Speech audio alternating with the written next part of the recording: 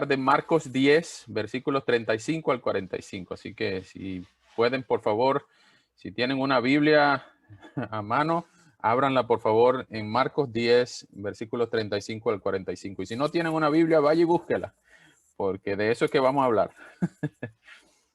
Oramos que siempre la Biblia esté abierta en nuestras reuniones. Y no importa quién hable, contar que hable desde el libro del Señor. Así que Marcos capítulo 10, versículos 35 al 45. Mientras usted lo busca,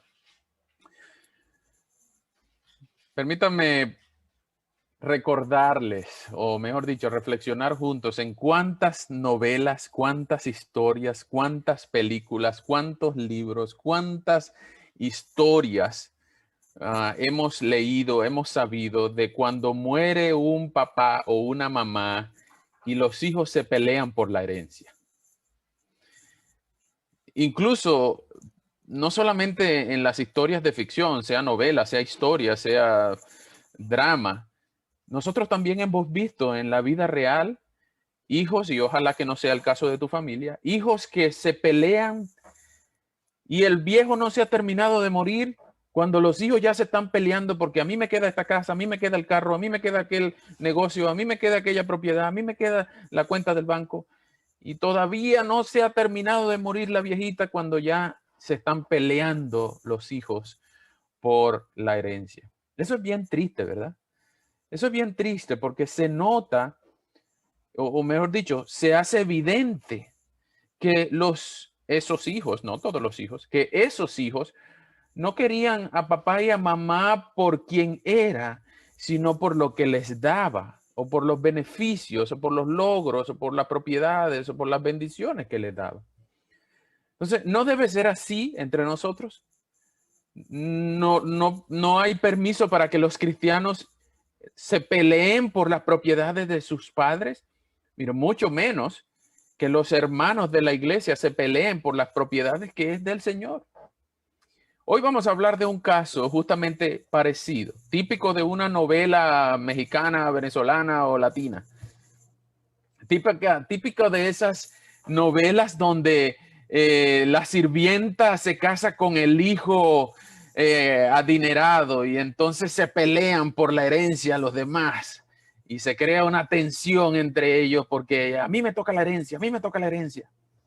Hoy vamos a ver dos hermanos que tenían un corazón por el Señor, que habían estado en la gloria con Cristo en el monte de la transfiguración, pero aún a pesar de ello, no habían entendido la grandeza de servir, la grandeza de ser un hijo de Dios y el tesoro que tenía que ser para ellos como para nosotros estar en Cristo y nuestra identidad en Cristo. Hemos visto ya a lo largo del estudio que hemos hecho en Marcos, que Jesús venía desde el mismo capítulo 1, Jesús venía haciendo milagros, Jesús venía haciendo sanidades, sanando enfermos, siendo Señor sobre la vida y la muerte, resucitando a la hija de Jairo, siendo Señor sobre las enfermedades, sanando enfermos, sordos, ciegos, a la misma mujer del flujo de sangre, haciendo literalmente miles y miles de milagros. Jesús también es Señor sobre la creación al detener el viento y el mar, al caminar sobre las aguas y al gobernar sobre toda la creación, sobre todo lo que existe. Es Señor sobre los demonios, incluso cuando expulsa demonios y también controla legiones enteras de demonios en un solo endemoniado geraseno. Es decir, Jesús está demostrando con creces su título mesiánico. Él está demostrando que Él es el Mesías esperado desde Génesis 3, cuando fue prometido uno que iba a aplastar la cabeza de la serpiente. Desde los tiempos de los patriarcas, uno que iba a ser la simiente de Abraham, uno que iba a cumplir todas las promesas a Abraham, Isaac y Jacob, uno que iba a ser un rey más grande que David, el hijo de David que iba a cumplir todas las profecías, uno que iba a cumplir todas las profecías mesiánicas de todos los profetas mayores y menores del Antiguo Testamento. Es decir, Jesús, a la luz de la biografía de Marcos, Jesús está demostrando con creces que Él es el Mesías.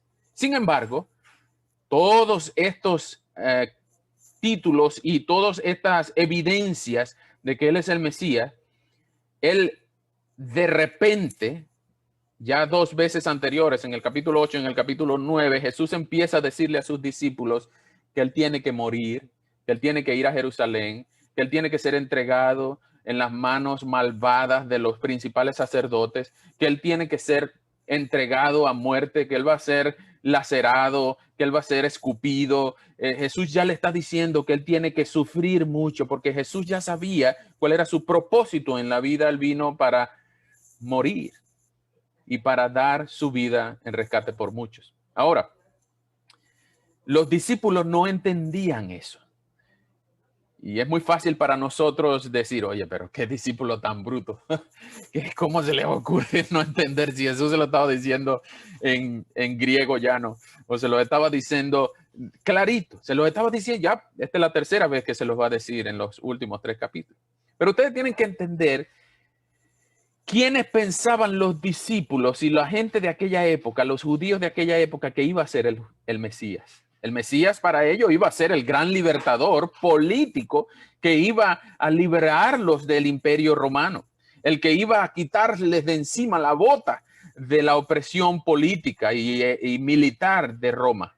El Mesías para ellos era un gran conquistador tipo Moisés, que iba a hacer grandes milagros como lo que estaba haciendo Jesús, pero que también iba a convencer no al faraón de Egipto, sino al emperador de Roma de dejar libre al pueblo judío.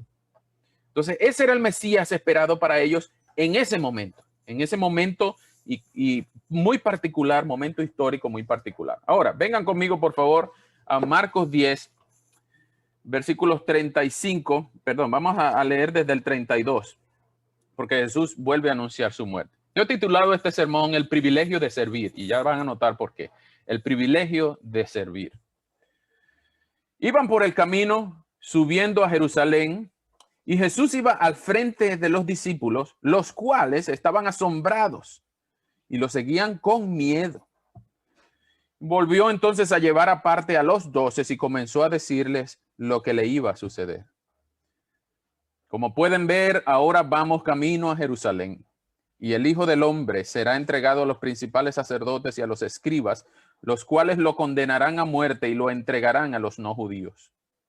Y se burlarán de él, y lo escupirán, lo azotarán y lo matarán. Pero al tercer día resucitará. Jacobo y Juan, los hijos de Zebedeo, se acercaron a él y le dijeron, maestro, hey, maestro, queremos que nos concedas lo que vamos a pedirte. Y Jesús le preguntó, ¿qué quieren que haga por ustedes? Y ellos le respondieron, concédenos que en tu gloria uno de nosotros se siente a tu derecha y el otro a la izquierda. Y Jesús le dijo, ustedes no saben lo que piden.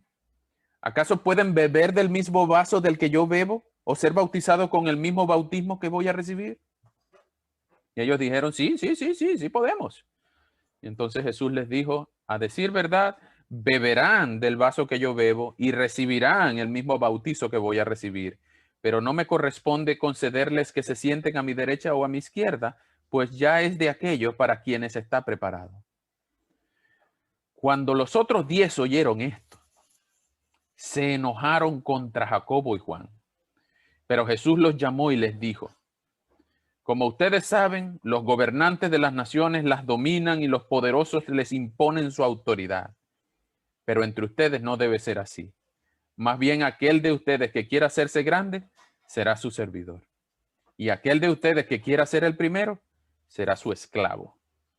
Porque ni siquiera el Hijo del Hombre vino para ser servido, sino para servir y dar su vida en rescate por muchos.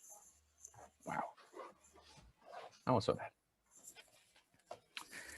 Señor, muchas gracias por tu palabra y gracias por la bendición que nos das de leerla y entenderla. Y rogamos, Señor, tu ayuda en esta hora, no solamente para entenderla, sino para aplicarla hoy y esta semana y durante esta época de Navidad y durante el resto de nuestros días. Ayúdanos, Señor, por favor, a informar nuestra mente, a influir el corazón y a cambiar nuestra conducta para parecernos más a Cristo. Por eso rogamos tu dirección, tu guía, tu ayuda en esta hora para entender el privilegio de servir. Nos ponemos en tus manos, Señor. A ti la gloria y el honor. Amén. Bien, como les dije, aquí hay un conflicto entre hermanos, pero queremos que no solamente nosotros, sino que así como aquellos lo entendieron, entiendan el privilegio de servir. Vean, Jesús anuncia su muerte en los versículos 32 al 35 y les dice el propósito de la encarnación, el propósito de la Navidad, el propósito de la venida de Cristo. El Hijo del Hombre tiene que venir a morir, pero al tercer día resucitará. Así que ese es un buen versículo para usar en estos días. ¿Para qué vino Jesús? Para sustituirnos en un sacrificio para pagar por los pecados. Tú y yo merecíamos morir por nuestro pecado, pero Jesús tomó nuestro lugar, tomó el lugar de todos los que ponen su fe en él y así pagó con creces el precio por el pecado. Él pagó nuestra multa, nuestra fianza, él pagó nuestra pena y el precio, el pago del pecado es muerte y Jesús murió. Por eso es que nosotros a través de él es que podemos ser salvos.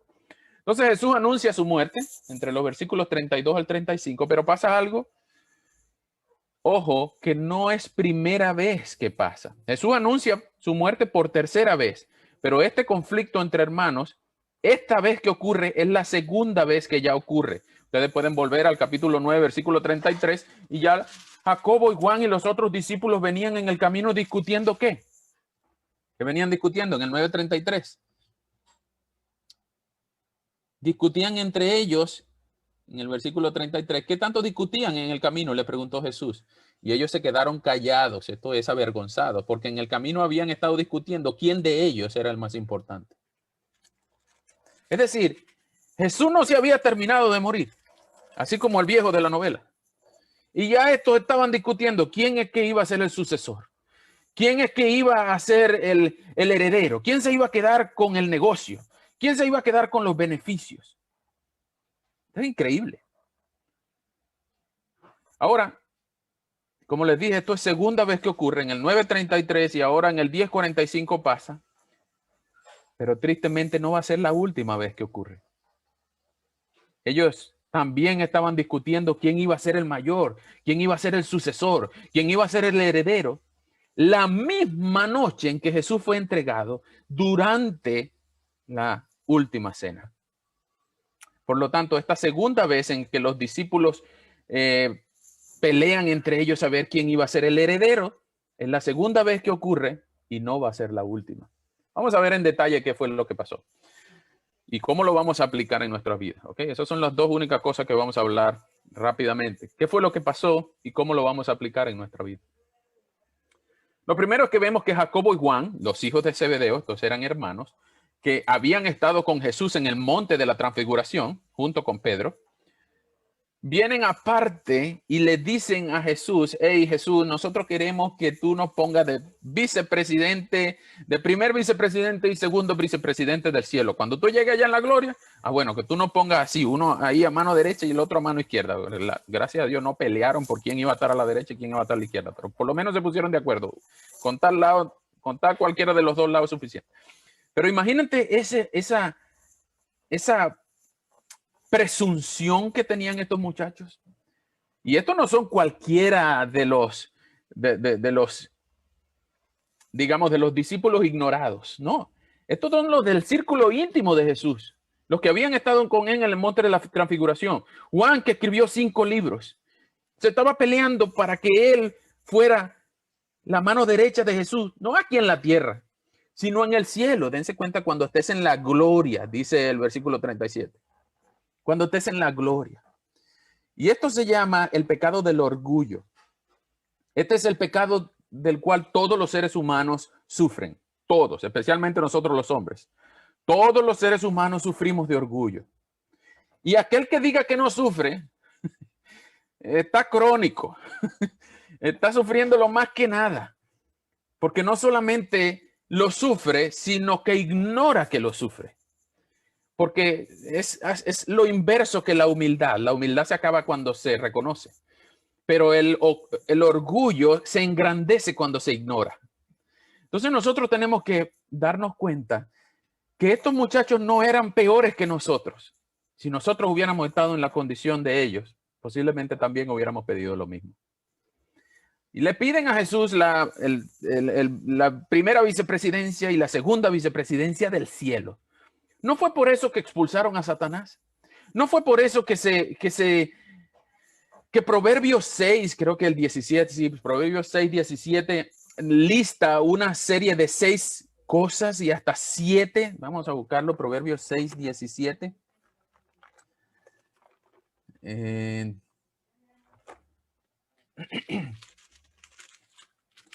Lista una serie de cosas que aborrece el alma del Señor. Y vean por cuál de ellas empieza. Proverbios 6, 16. Bueno, Proverbios 6, 16 al 19. Hay 6 y hasta 7 cosas que el Señor detesta con toda el alma. Miren por qué empieza. Los ojos altivos, la lengua mentirosa, las manos que derraman sangre inocente, la mente que maquina planes inicuos, los pies que se apresuran a hacer el mal, el testigo falso que propaga mentiras y el que siembra discordia entre hermanos. Es decir, que a Dios detesta los ojos altivos, y a lo largo de toda la escritura, ustedes van a ver el principio de que Dios aborrece al soberbio. Dios detesta al orgulloso, pero da gracia a los humildes. Entonces, esta presunción de estos muchachos diciendo, hey, Jesús, nosotros queremos que tú nos complazcas. Nosotros queremos que tú complazcas los deseos de nuestro corazón. Nosotros queremos, Jesús, que seas propicio a nuestras peticiones. Y con la ternura que caracteriza a Jesús, ok, ¿qué quieren? Bueno, no dijo ok, porque ok es más moderno, pero dice, ¿qué quieren que haga por ustedes? ¿Qué quieren que les conceda? Pidan, hablen. Pero cuando esos muchachos piden lo que pidieron, Jesús les dice, yo me imagino la cara de Jesús. Ustedes no saben lo que piden. Y eso se aplica hoy también a nosotros. Hay alguien que dijo una vez, si yo tuviera el poder de Dios para cambiar las cosas, muchas cosas mejoraría. Pero si tuviera su omnisciencia, seguramente las dejaría como están. Entonces, vean que cuando uno pide, tal como estos muchachos, cuando uno pide, uno no sabe las consecuencias de lo que pide.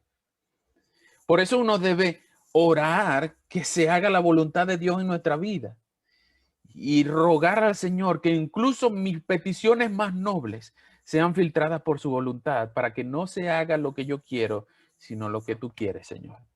Cuando Jesús oye la petición de estos muchachos, les dice, no, ustedes no saben lo que piden. Y les hace una pregunta retórica. Ustedes pueden beber de la copa, del vaso que yo voy a beber y ser bautizado con el bautismo con el que yo voy a ser bautizado. Estas son dos figuras emblemáticas del sufrimiento del Mesías. La copa no es la copa de vino, no es la copa de la celebración o de la copa de la Santa Cena, no. La copa es la copa de la ira de Dios que Jesús oró en Getsemaní diciendo, si es posible, pasa de mí esta copa, la copa de la ira de Dios. Y el bautizo no es el bautizo del Espíritu Santo, ni mucho menos el bautizo en agua, porque eso ya había ocurrido. Ahora, el bautizo es un sinónimo del sufrimiento, de la muerte de Cristo y de la resurrección de Cristo. Ahora, estos apóstoles, tanto Jacobo como Juan, iban a ver la copa de la ira de Dios, iban a ver el bautizo del sufrimiento, la identificación con el sufrimiento del Mesías. Ellos lo iban, de hecho, ellos pasaron por ese sufrimiento.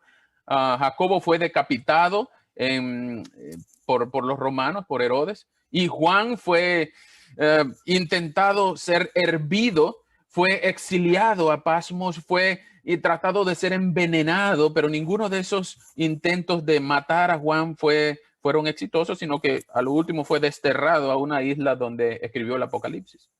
Pero el sufrimiento también lo vieron estos muchachos y fueron identificados con el sufrimiento de Cristo. Pero Jesús les enfatiza que darles la derecha y la izquierda en el trono de Dios, esa es una decisión soberana del Padre. Y aquí vemos algo muy bonito de la Trinidad, que son los roles de la Trinidad. Dentro de la cabeza triuna, vemos que son las diferentes personas, el Padre, el Hijo y el Espíritu Santo, pero que tienen diferentes roles. Son el mismo Dios en uno, pero tienen diferentes roles. No son diferentes formas, no son diferentes esencias, sustancias, no. Son la misma sustancia, son el mismo Dios, pero son diferentes personas. Son diferenciables, pero tienen la misma esencia y la misma sustancia. Les aconsejo leer el Credo de Calcedonia para entender esta situación. Ahora, cuando Jesús les dice, no, muchachos, no pidan eso, ustedes no saben lo que piden. Va a haber alguien sentado ahí, pero eso le toca a mi Padre decidirlo. No se preocupen por eso. Ustedes no saben lo que están pidiendo. Vean lo que pasa después. Y esto es la novela mexicana, venezolana que les dije que donde la sirvienta se casa con el niño rico. Aquí viene lo bueno. Aquí se complica la situación. El versículo 41, cuando los otros 10, estos los otros 10 apóstoles, oyeron esto, es decir, que me imagino que Jacobo y Juan le estaban hablando a Jesús calladito, Jesús, danos por favor la derecha y la izquierda, allá en el cielo. Y viene Jesús y responde a toda voz, no le puedo dar. Ay, Jesús, no digas nada, no hables tan duro. Cuando los otros 10 oyeron esto, se enojaron contra Jacobo y Juan. Ahora ustedes dirán, claro, nosotros también nos hubiéramos enojado, porque ¿cómo se atreven a pedir eso? ¿Cómo se atreven a estar hablando de quién va a ser el sucesor si Jesús todavía no se ha muerto? ¿Cómo creen que se van a quedar con el negocio, con la casa, con la hacienda, con el dinero de papá si todavía papá no se ha muerto? ¿Cómo se les ocurre? ¡Qué ingratos! Pero ellos no se pusieron bravos por eso, ¿no? Ellos se pusieron bravos porque ellos también querían estar a la derecha y a la izquierda del Padre, de Jesús en gloria. Ellos se pusieron bravos, los otros 10 se pusieron bravos con Jacobo y Juan, porque se adelantaron a lo que todos los otros 10 también querían. ¿Y cómo sabemos eso? Precisamente porque el capítulo anterior, capítulo 9, versículo 32, dice que ellos también querían ser el más importante. Cada uno de los 12, los hombres de confianza de Jesús, los que Jesús iba a delegar después para quedar con el ministerio apostólico, para sentar las bases, el fundamento de la iglesia que hasta hoy se mantiene, estaban peleando entre ellos quién iba a ser el mayor, quién iba a ser el más importante. Cuando ya Jesús no estuviera, cuando ya el viejo se hubiera muerto, la mamá se hubiera muerto, el papá se hubiera muerto, ahora quién va a quedar con la herencia, las posesiones, la herencia. Y nosotros no somos mejores que ellos.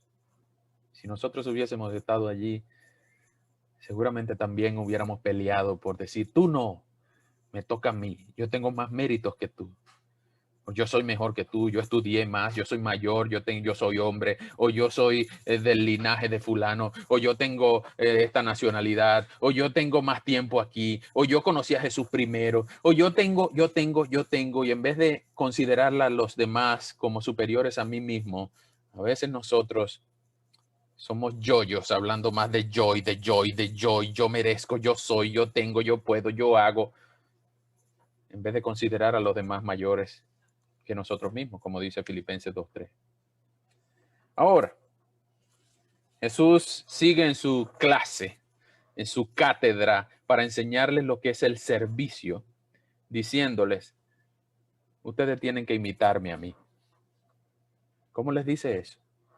Bueno, Jesús les dice estos 3 versículos. Como ustedes saben, y Jesús está hablando ahora de Roma, los gobernantes de las naciones las dominan y los poderosos les imponen su autoridad. Literalmente, las tiranizan. Pero, noten que hay un contraste fuerte, pero entre ustedes, entre el pueblo de Dios, entre la iglesia, entre los hijos de Dios, no debe ser así. No puede haber entre ustedes dominio vía autoridad, dominio vía tiranía, dominio vía supresión, dominio vía coerción. No.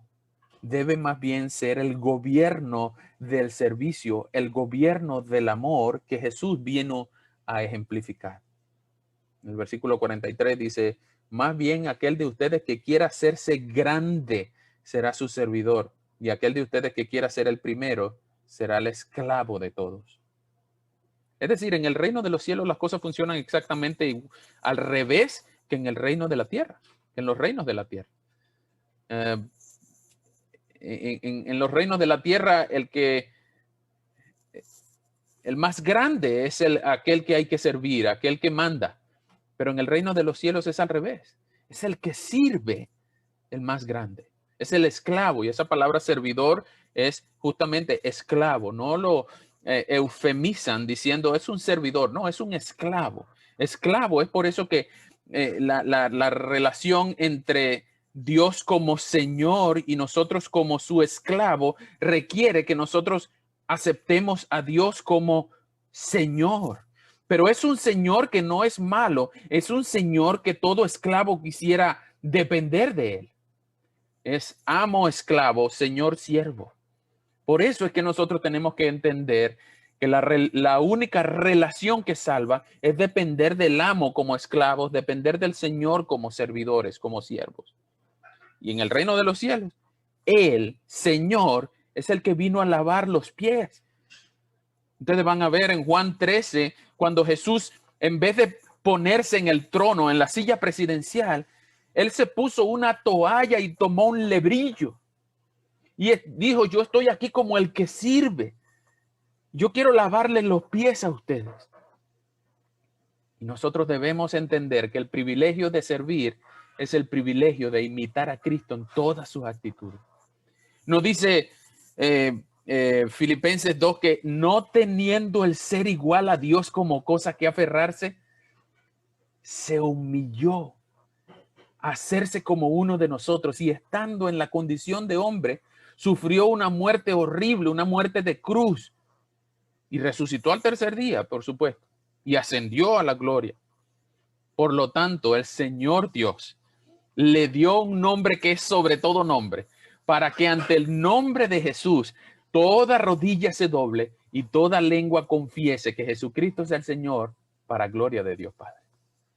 Nosotros tenemos que imitarlo a Él en la actitud de servicio, porque cuando servimos a nuestros demás hermanos, no pensando que somos más importantes, no pensamos que yo me merezco un puesto mejor que mi hermano o mi hermana, no pensando que yo soy mejor porque yo estudié, porque yo soy hombre, porque yo tengo más edad o porque yo tengo más tiempo aquí o porque yo vine primero o porque yo soy hijo de fulano, no pensando en eso. Pensando que Jesús me dio el ejemplo de servir, de amar, de demostrar por amor que nuestros títulos no determinan nuestra posición, sino precisamente que nuestra posición en Cristo es lo que determina el privilegio de servir. ¿Y cómo imitamos a Cristo? Precisamente con el mayor de los versículos en el Evangelio de Marcos. El centro y el propósito del Evangelio de Marcos, el versículo más importante de todo el Evangelio de Marcos es Marcos 10:45, que ejemplifica el propósito de la venida de Cristo, porque es la razón por la cual Jesús vino a servir. Jesús mismo dice, porque ni siquiera, es decir, ustedes tienen que imitarme a mí en mi actitud de amor y de servicio, porque ni siquiera el Hijo del Hombre, es decir, él mismo. Ese es un título mesiánico tomado de Daniel 7. Ni siquiera el Hijo del Hombre vino para ser servido, sino para servir. Es decir, Jesús merecía ser servido, ¿cierto? Él era el rey del universo, él es el creador, él es el omnipotente, omnisciente, omnipotente. Si alguien merecía ser adorado, era él. Pero él no vino para que le sirvieran, sino él vino para servir, él vino para dar su vida. ¿Y por quién vino a dar su vida? Él vino a dar su vida en rescate por muchos. Yo quiero que tomen especial atención. Él vino a dar su vida en estas dos palabras, en rescate por muchos. Rescate es una palabra que significa intercambio. Rescate es una palabra que significa justamente cuando alguien está secuestrado, que se paga un rescate y esa persona es liberada. De ahí viene esa palabra. El rescate tiene que ver con una persona que está siendo acusada de algo o solamente puede ser liberada con alguien que tome su lugar. Ese es el rescate, que Jesús vino a dar su vida por nosotros. Pero Él no vino a dar su vida por todos, porque creer que Jesús vino a morir por todos es universalismo, es decir, el infierno estaría vacío y el cielo solamente estaría aquellos que pudieron más que Jesús al agarrar a Jesús y tomar la oportunidad de ser salvos. No, el cielo está lleno de redimidos, de pecadores redimidos, y el infierno está lleno de pecadores impenitentes que no se arrepintieron de su pecado. ¿Por qué? Porque Jesús vino a dar su vida en rescate, no por todos, sino por muchos. Y esta es una figura lingüística que hace énfasis en no en todos, como si hay algunos textos de la Biblia que aparentan que Jesús vino a pagar por todos los pecados de todo el mundo sin excepción. Pero esta figura aquí enseña que Jesús vino a pagar por todos los pecados de algunas personas sin condición. Y es muy importante esa diferencia, porque no podemos pecar de universalistas, sino más bien tenemos que ser particulares. Es decir, Jesús vino a morir por un grupo selecto de personas y completó la salvación de este grupo de gente que la Biblia los llama los elegidos, los selectos, los seleccionados, los escogidos. La Biblia llama a este grupo de gente que Jesús salvó mediante su muerte y selló su salvación cuando dijo, consumado es, en la cruz. No podemos decir que Jesús salvó a todo el mundo, porque entonces el consumado es no tendría sentido hasta que algunos de estos todo el mundo aceptaran a Jesús y le dieran oportunidad de entrar en su corazón. No, lo que tenemos que entender es que Jesús dijo, consumado es, y pagó con creces la justificación de estos escogidos y logró el rescate de estos muchos. Lo que tenemos que entender de este pasaje es que Jesús vino a dar su vida. Ahora, nosotros no sabemos quién es escogido y quién no es escogido. Por lo tanto, tenemos que predicar sin distinción a todo el que quiera oír, a todos el que tenga oídos para la palabra. Tenemos que predicar con amor, con urgencia y con gozo. Por eso es que tenemos que entender que Jesús vino a dar su vida en rescate por muchos y que Jesús nos enseñó el privilegio de servir y Él no nos está pidiendo algo que él mismo no estuviera dispuesto a hacer. Jesús no nos está exigiendo algo ni a ti ni a mí que él ya no haya hecho primero. Como dice Hebreos, que no tenemos un sumo sacerdote que no pueda compadecerse de nuestro sufrimiento. ¿Por qué? Porque él ya lo hizo por nosotros.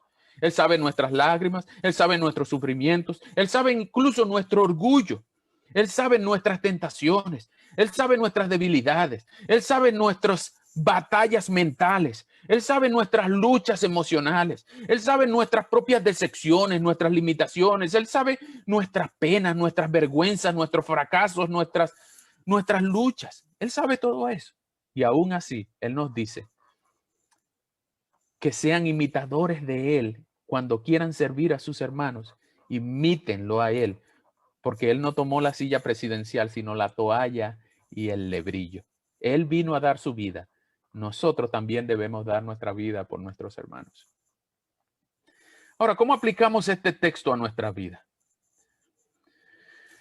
Es muy común para nosotros que podamos ver algunos momentos en nuestra vida en cuando queremos hacer valer nuestra posición, nuestros diplomas, cuando queremos hacer ver nuestras relaciones, nuestras conexiones. En mi pueblo decían las palancas. Cuando quiero usar palancas para obtener algún beneficio, como Jacobo y Juan, bueno, eran amigos de Jesús, del círculo íntimo de Jesús, bueno, querían la primera y la segunda vicepresidencia del cielo. Hoy en día, nosotros también pudiéramos pecar de orgullosos, de tener ojos vanidosos. Incluso, hoy en día, la meca de la propagación de cuando tú mismo te publicitas es el Facebook, el Instagram y todas las redes sociales. Cuando alguien se toma una selfie y no está muy bonita, dice, no, con esta foto no voy a agarrar muchos likes, muchos me gusta. Entonces, no, esa no la publico. Pero cuando salgo bonito, cuando estoy peinadito y cuando no se me ven mucho las arrugas, con esta foto sí voy a agarrar unos cuantos likes, entonces esa es la foto que publico. No quiero decir que no sigan haciendo eso, por favor, no den más testimonio poniendo fotos feas. Lo que quiero decir es que nosotros no debemos autopromocionarnos a nosotros mismos como haciendo valer nuestros méritos, nuestras glorias, nuestras buenas obras para que los demás vean. El mismo Jesús dice, de cierto os digo, ya tienen su recompensa. ¿Cuál es? El aplauso de los hombres. Pero cuando nosotros hagamos algo, no, que no sepa tu mano derecha lo que hizo tu mano izquierda. Cuando tengas logros, méritos, glorias, entrégalo todo a los pies de Cristo. Cuando tengas victoria, celebra por lo que el Señor te permitió. Cuando tengas lucha, hazte vulnerable y pide a alguien que ore por ti.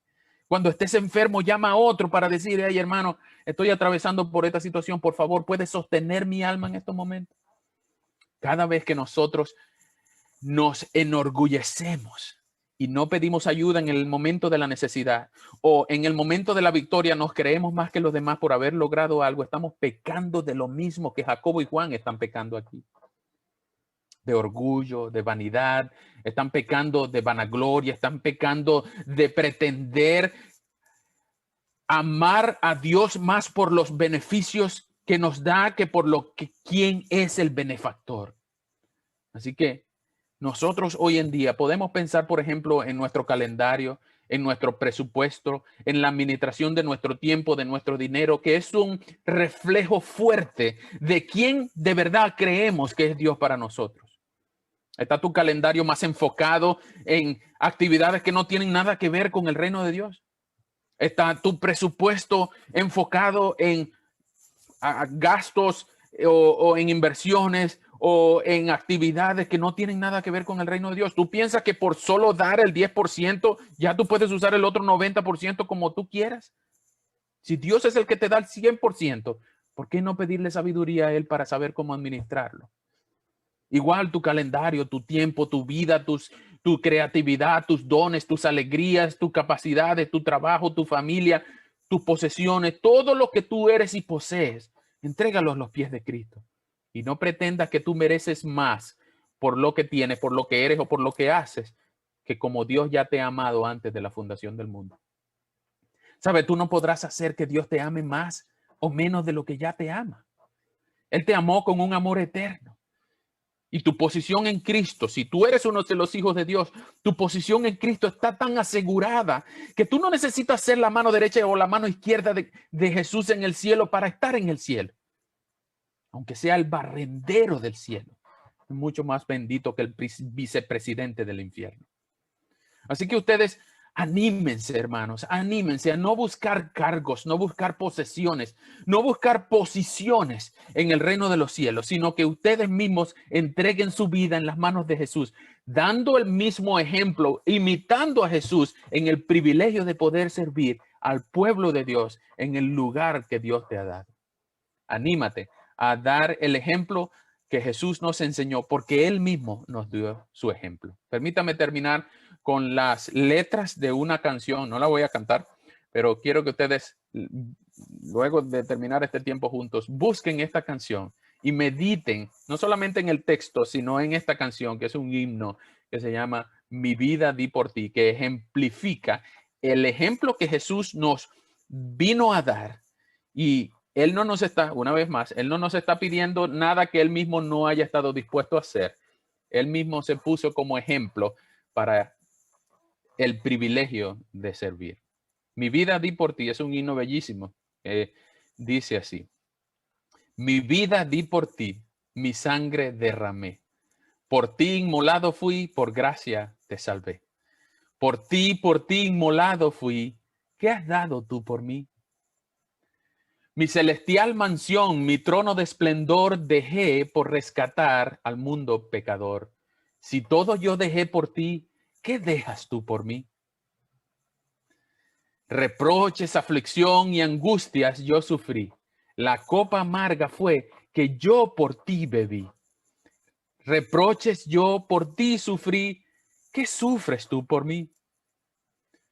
De mi celeste hogar te traigo el rico don, del Padre Dios de amor, la plena salvación. Mi don de amor te traigo a ti. ¿Qué ofreces tú por mí? Quiera Dios, hermanos, que imitemos a Jesús en su actitud de servicio. Vamos a orar. Señor, muchas gracias por tu palabra y gracias, Señor, por el error de Jacobo y Juan al pedir ser exaltados más allá de lo que su posición en Cristo les daba.